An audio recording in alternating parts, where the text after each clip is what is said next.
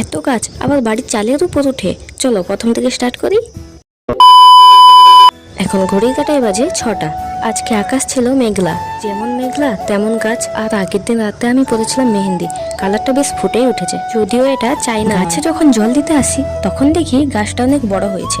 আচ্ছা বলো দেখি, গাছটা কিসের গাছ? জানো, আমার বাড়ির পাশেই একটা মন্দির আছে, শুনেছি এটা নাকি আমার ঠাকুর দাদের আমলে বানানো হয়েছিল। আজকে মেঘলা করাতে আমার ছিল অনেক গাছ। আসলে দিদা লাগিয়েছেন লাউ গাছ, আর ওটা ছিল চালের পাশে।